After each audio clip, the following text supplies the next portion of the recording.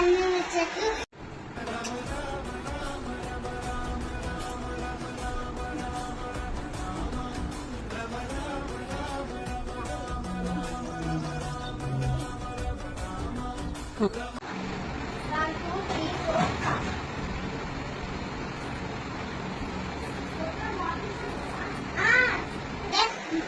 నా progress card అయితే ఇచ్చాడు.